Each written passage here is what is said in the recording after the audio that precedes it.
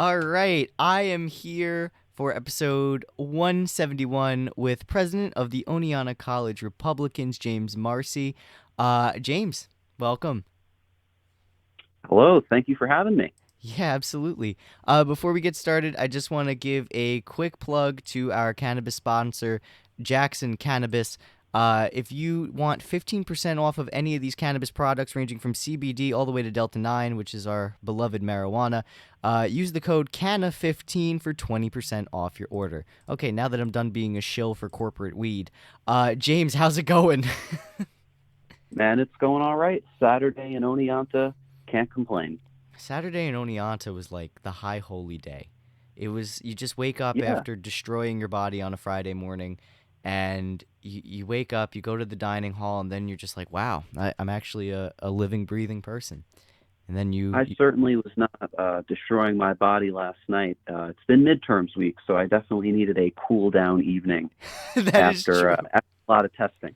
You did tell me you don't drink either, but for me, that's what I did when I was in Yeah, college. that is. I am an RA here. That is what a lot of my residents are hopefully not doing, but maybe they're doing it anyways. You hear that, kids? Don't do drugs. Um, so you are the president of the Oneonta College Republicans. So like, what's it like being a Republican on a college campus? Well, the interesting thing was I was not really considering myself a Republican until a couple of months ago. Hmm. Uh, I was registered as an independent. I was a split ticket voter in 2020. But as I've been involved with Activities Council here at the school, obviously we work with a lot of different clubs. And I had enough people come up to me and say, "Hey, James, you know things about campus life. Why does our school have a college Democrats but no college Republicans?" So I talked to a couple of people, and they sort of said, "Hey, there used to be a young Republicans chapter here, but that kind of fizzled out a couple of years ago. Obviously, a lot of clubs went under during COVID. So I was able to talk to the right people, get things started. It's been quite a journey so far. But in terms of being a Republican on campus, it's not something that I publicly walk around with too much outside of the club. Uh, it's just sort of something I keep to myself sometimes. But the great thing about the club is a lot of other people kind of feel like they're in the shadows a bit. They don't want to make any enemies because there is that kind of environment sometimes. But the great thing about the club is you can just get a bunch of people together to talk about, issues of the day, that sort of thing. It's a nice environment. It's a welcoming environment. It's a friendly environment. And overall, we work with the other political clubs on campus, College Democrats, Young Americans for Liberty, Democracy Matters, the Political Science Club. We do great events in conjunction with them, and we have great working relationships. And thankfully, the school and the community has been generally kind to us so far. That's awesome. That's good to hear. Yeah, I saw when I was doing some research on your club, I saw that you guys were doing like things hand in hand with the Democrats, like events. I was like, oh my god, like I guess partisanship is finally dead on Oneonta. Because when I was Yes, in school, it absolutely. was it was really like holy crap. What's great is I happen to be great friends with the people who run the College Democrats and also the other clubs as well. We've all were sort of acquaintances before all of this got started, but now we really do have a close working relationship. There is that narrative of, oh, our country is so polarized. Maybe we can't do that nationwide, but on the very least we can reduce the temperature on the campus. And any hostility that we have gotten has been from people who aren't involved with these other political clubs. It's just random passerbys on the internet, more specifically Yik Yak. Oh yeah, I forgot Yik Yak came back. You know, Yeah, so Yik Yak came back. A couple of the people we were talking about, how do we get the word out about our club? I spent a decent amount of my printing dollars to print out some posters, and unfortunately, a lot of them got ripped down. Uh, it's an unfortunate reality.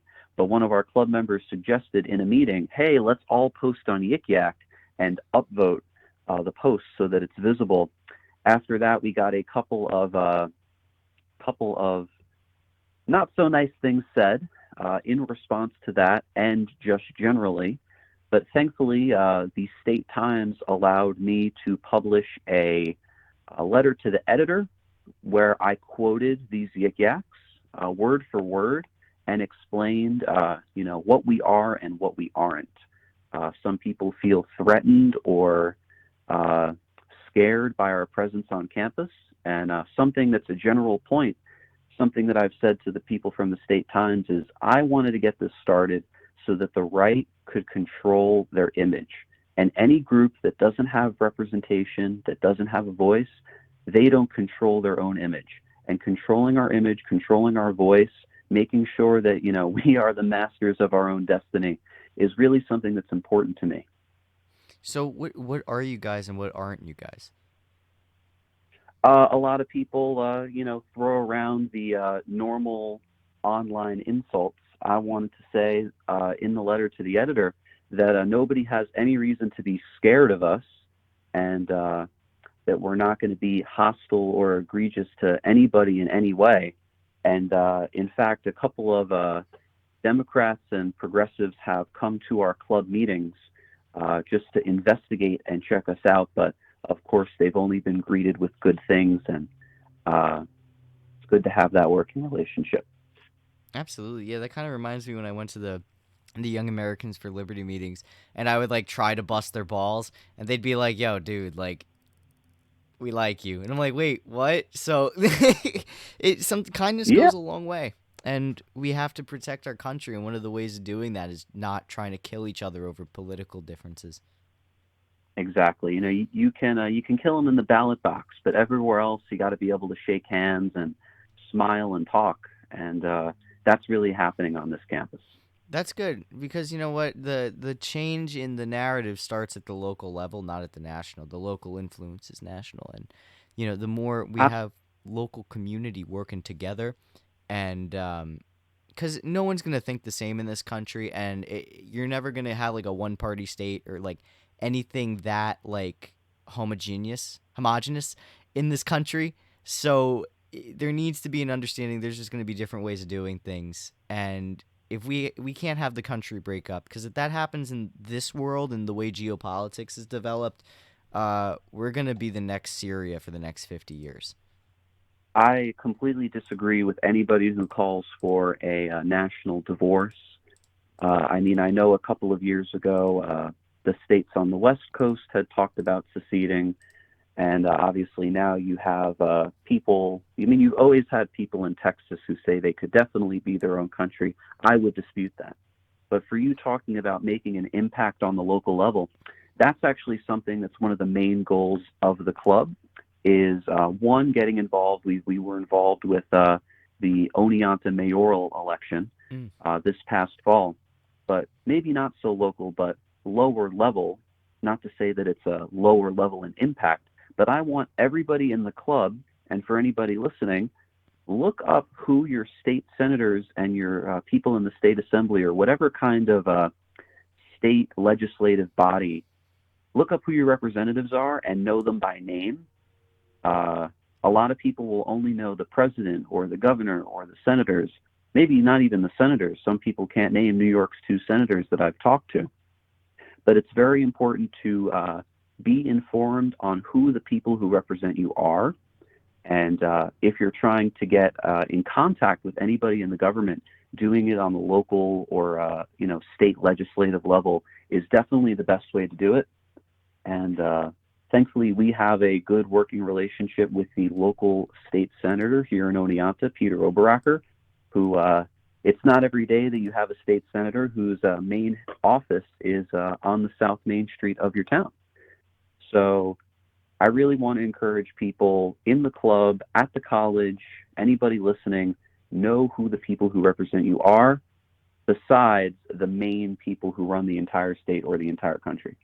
Yeah, absolutely. And the thing is education is a big part of political awareness. Um, I read a quote by Thomas Jefferson. I can't necessarily recall it word for word, but he basically said where there is uneducated people, where they don't understand uh, how to be democratic or how to participate in democracy. They shouldn't be shoved away, but rather extra time and care should be spent in teaching them how to take care of their democracy. So that's one way of preserving democracy is knowing how it works and knowing who your people are. Absolutely. Um, A lot of people know how a lot of things work, which is entirely understandable. Politics isn't for everybody, but I'm especially looking forward to this next fall for being able to answer anybody's questions about anything when it has to do with state issues or how to vote. Or, we're going to be up here at college in, New York, you can request an absentee ballot. We want to help people with those sorts of things. it's awesome. Participation in the process is definitely the goal of our club. That's good. Yeah, I'm glad that that's not a partisan thing either, because like there's a, I feel like the Republican Party split down the middle with like the mail-in ballots, but it's a tool that you can use, and I'm glad you're willing to use the tools of democracy to help people, and that's the key too. I think, It does. What'd you say? I was just going to say, and I'm sorry to interrupt you, that I would say that the largest opinion within the right, at least of the people I've talked to, we are not opposed to absentee ballots. What we are opposed to is a ballot being sent without request to every person living in the entire state. I think that, anybody who's at college should be able to request an absentee ballot and get it. I think New York's absentee ballot system is fantastic. I've used it, and it's very easy to work with. They send your ballot quickly. But I think it would be a large mess if everybody at this college had a ballot mailed to their home address, and then they had to request another absentee ballot up here. So then you have two ballots for one voter.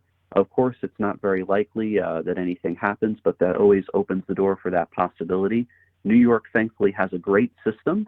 This past November, New Yorkers voted against certain ballot questions that had to do with voting. And, the people are very clear on how they feel about this issue, even in a blue state.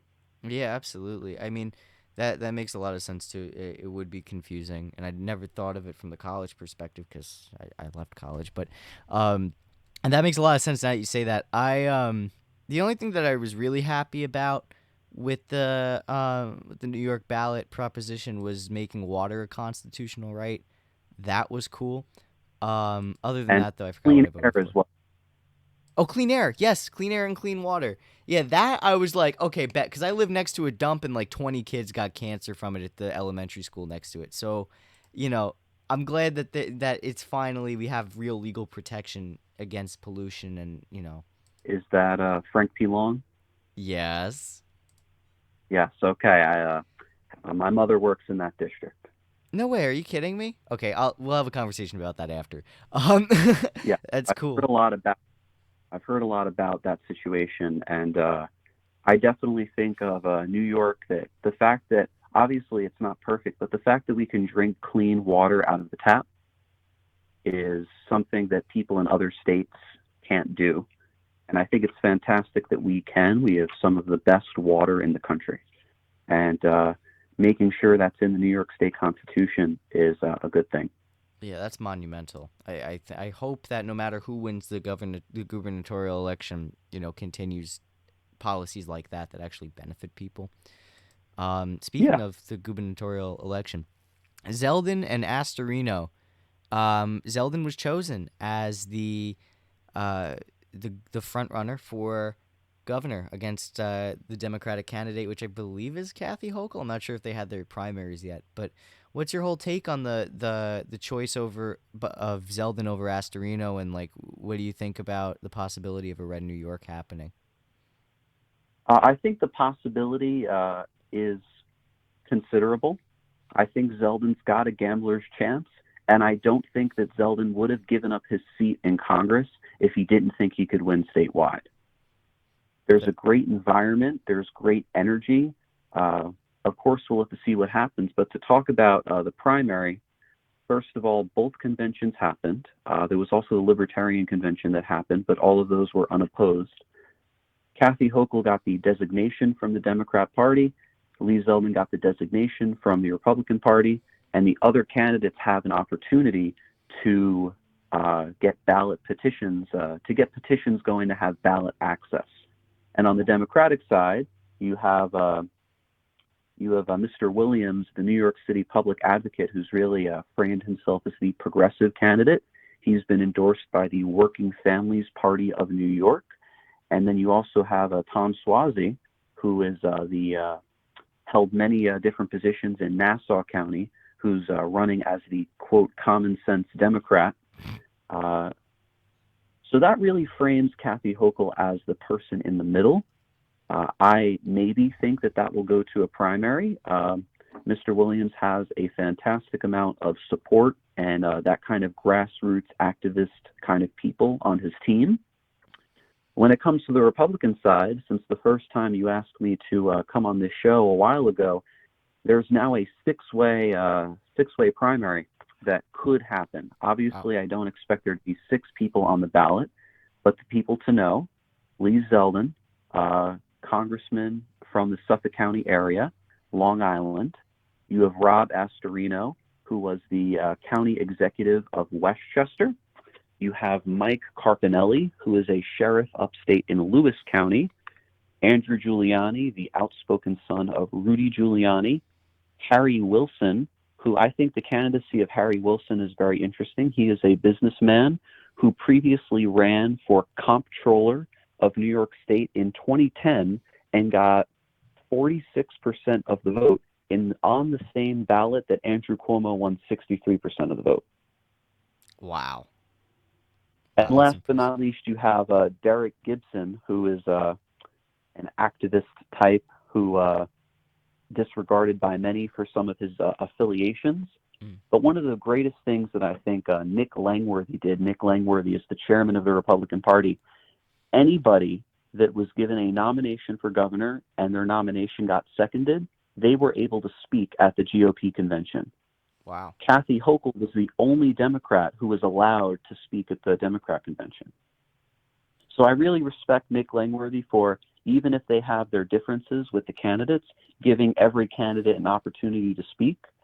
And I know there's a lot of motivated people on all political ends out there in New York who will probably be signing those petitions and getting other people to sign those petitions.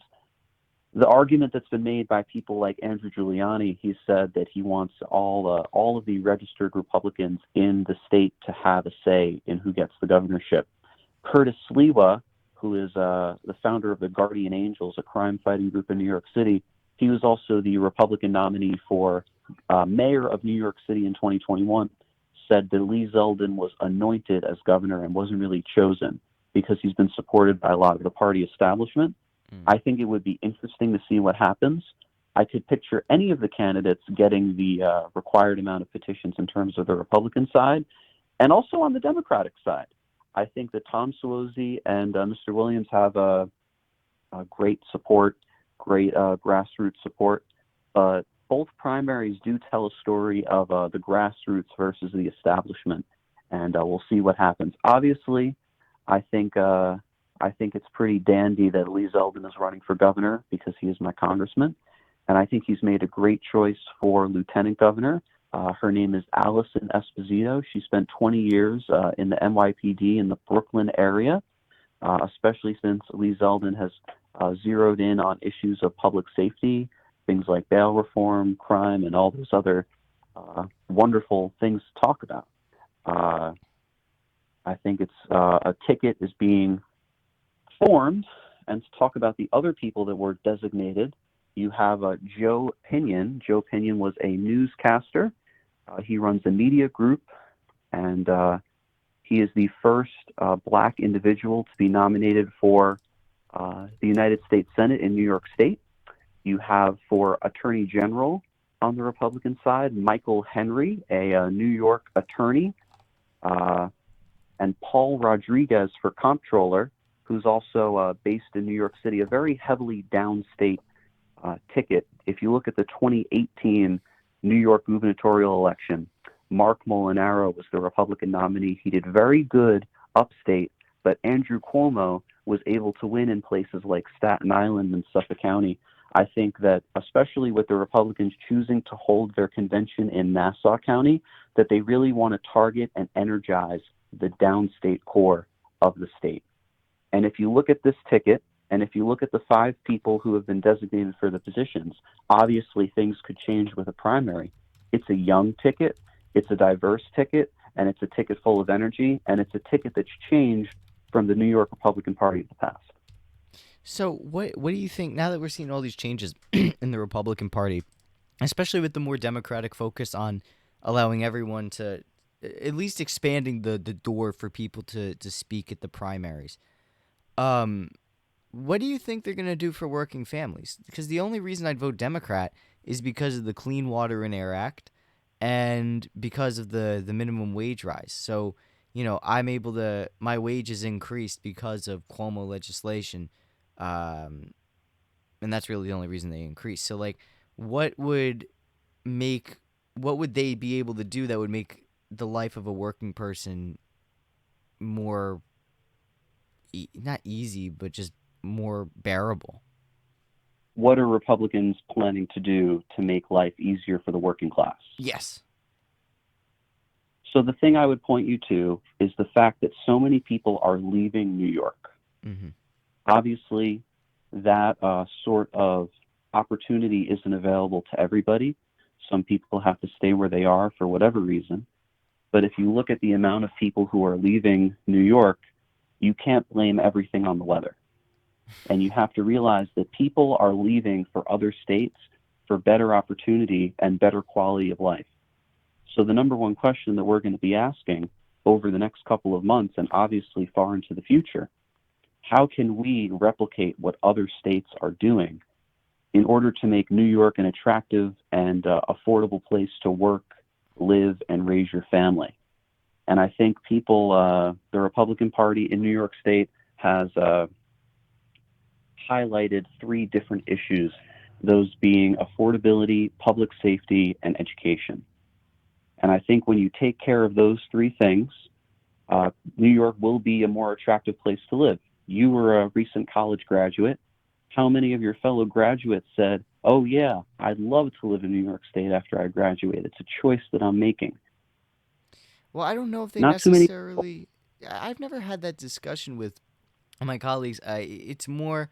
Um, I mean, there's some general disgruntlement, like it's expensive to live anywhere except upstate. Um, that's mostly what I've heard, and I have to stay in New York because of Excelsior loans. That's like the extent of it.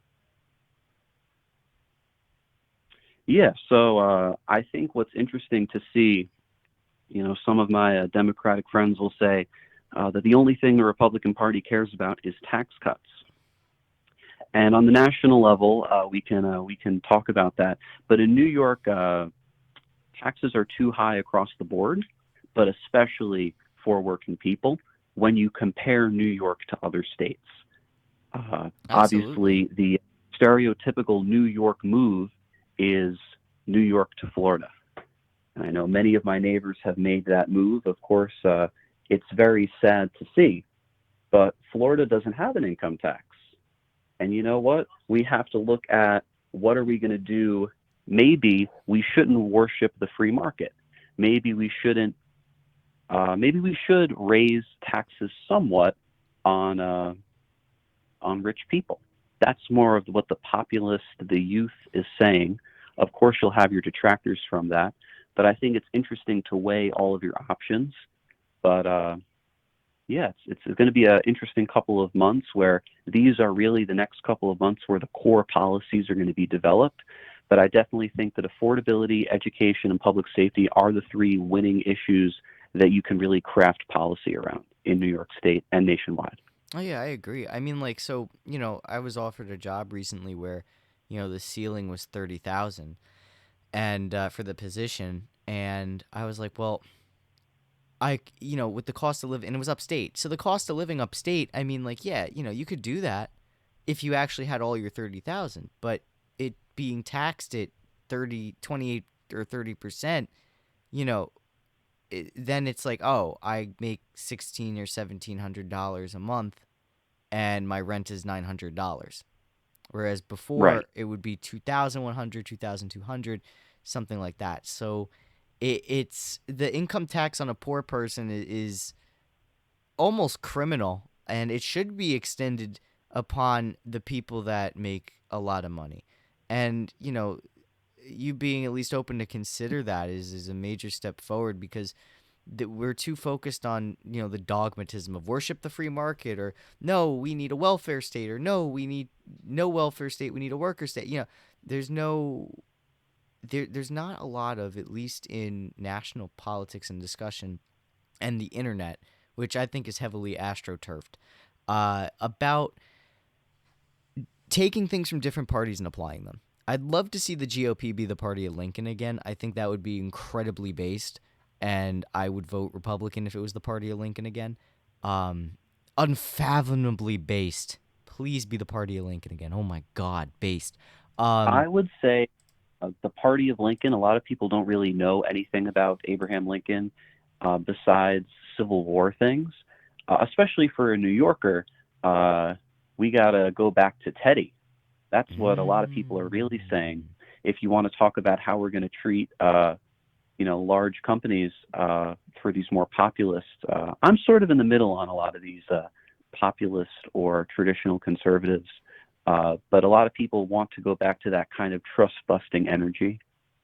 And I Yeah. think it's really interesting, and that it's good for these new positions to come out of young Republican leaders, just not at the detriment of everybody else. Well, yeah. And yeah, Well, you can't. The thing is, you can't have. In this country, it's just we're not at the point where it could be. I feel like a lot of people want a dictatorship without realizing the consequences of a dictatorship. And it's like, no, we have to equally understand that we're all Americans, and that, if we do one thing from, if we do one thing this way, then we have to do it for all things. We can't, selectively choose how we want to enforce or apply a law, or, change something. And that's something people really need to understand. It's like, and with populism, it's easy to get carried away. You're like, oh yeah, let's just, do this. And then it's like, okay, but what about how it will affect this? It's not really thought about that way. I am definitely still learning. My opinions will probably change in over the next couple of years, just like they have over the past couple of years.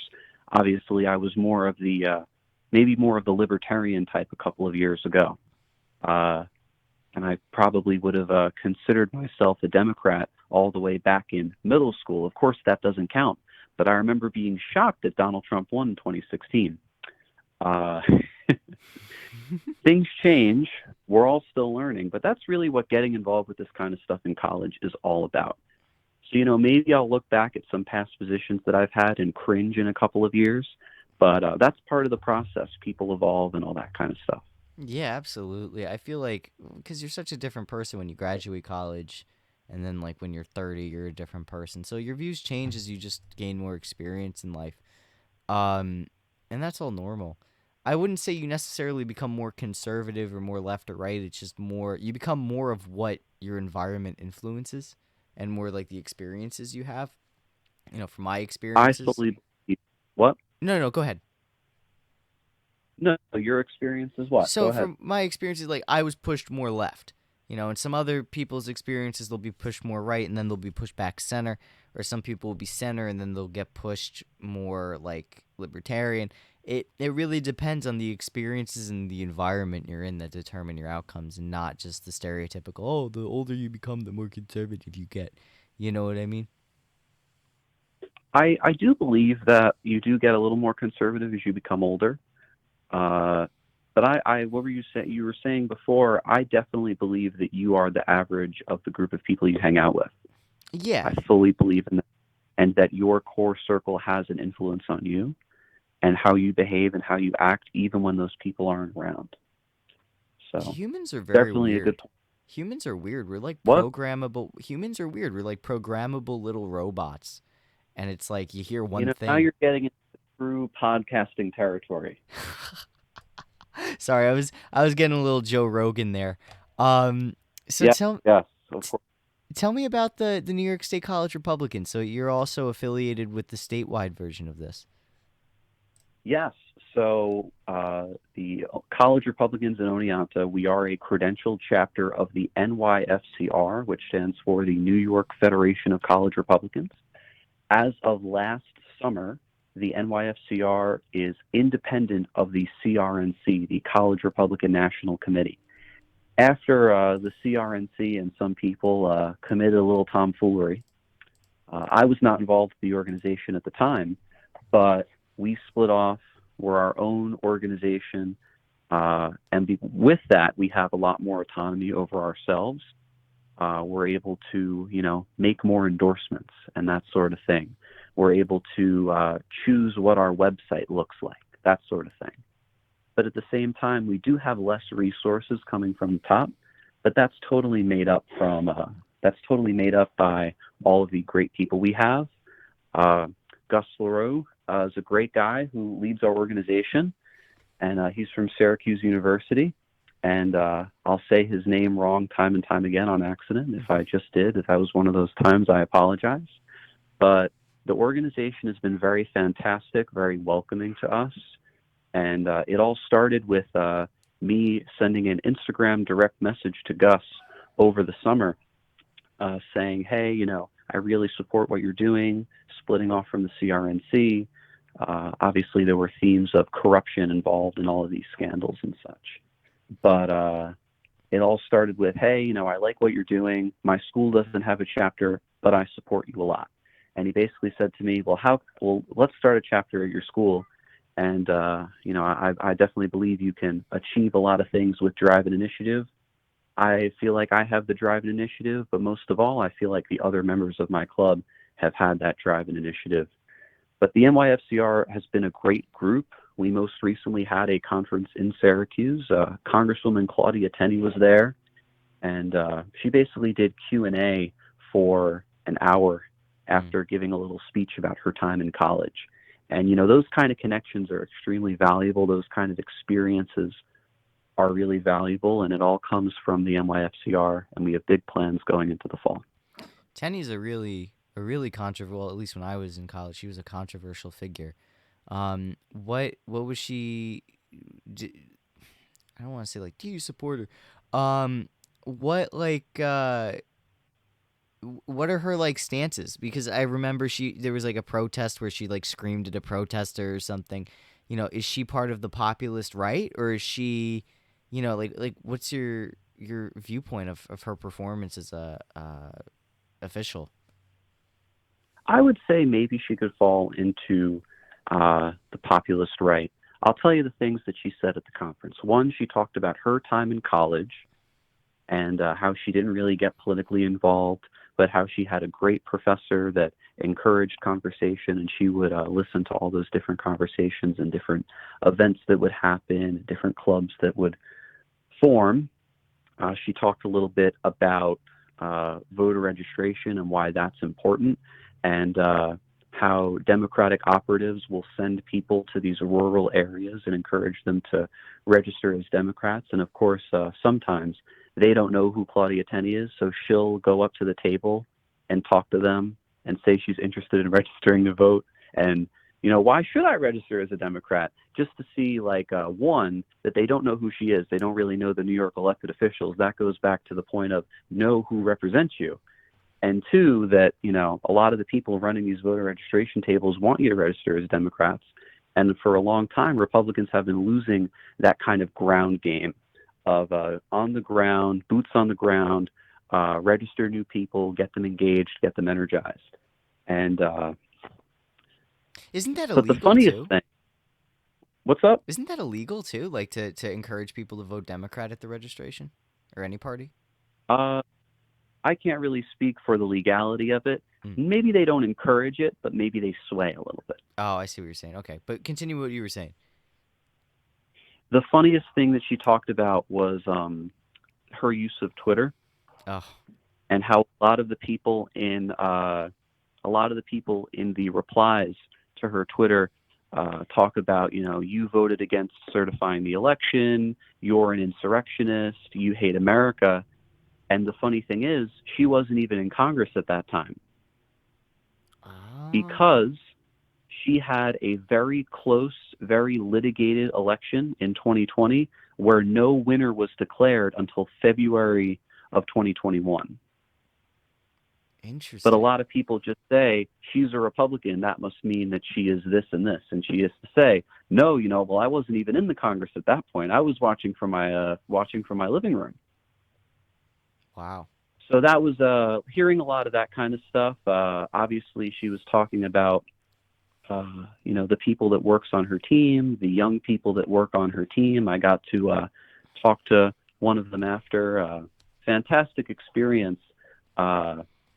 She is one of the most interesting stories because she wasn't involved in politics, and then she got into office in 2016. She was elected in 2016.